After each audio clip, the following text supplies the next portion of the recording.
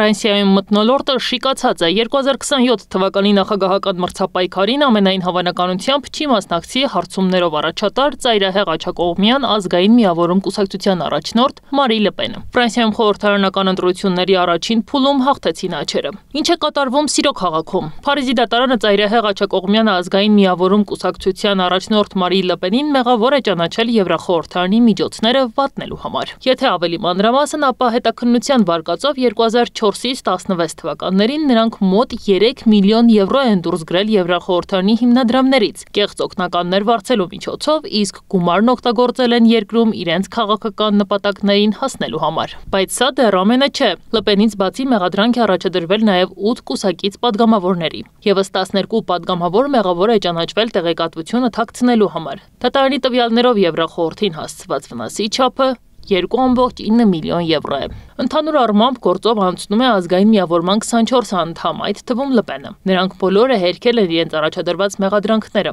Այս մեղադրանքի համար առավելագույն պատիժը մինչև 10 տարվա ազատազրկումն է։ Ֆրանսիայի դատախազությունը պահանջել է 5 տարով զրկել նրան քաղաքական գործունեությունից։ Իր հերթին Մարի Լեպենը իր դեմ դատարանի որոշումը քաղաքական է անվանել, որի նպատակն է թույլ չտալ իրեն մասնակցել նախագահական ընտրություններին։ Այդուամենայնիվ կրքերը թեժացան այն ժամանակ, երբ Փարիզի դատարանը որոշեց Լեպենին դատապարտել 4 տարվա ազատազրկման, որից 2-ը պայմանական, 2-ը էլեկտրոնային թևնոց կրելու պահանջով։ Այս պատժամիջոցը պետք է ուժի մեջ մտնի դատարանի որոշման հրապարակումից անմիջապես հետո, նույնիսկ եթե Լեպենը բողոքարկի։ Այսպիսով քաղաքական գործիչը չի կարողանա որպես թեկնածու հանդես գալ 27 թվականի նախագահական ընտրություններում։ Ի դեպ, հարկ է նշել, որ 2024 թվականի նոյեմբերին դատախազները Մարի Լեպենի համար պահանջել են 2 տարվա ազատազրկում, նաև 3 տարվա պայմանական ազատազրկում, 300,000 եվրո տուգանք և 5 տարով ընտրություններին մասնակցելու արգելք։ Աննե Հայրապետյան, Գեղամ Ղազարյան, ABC Media։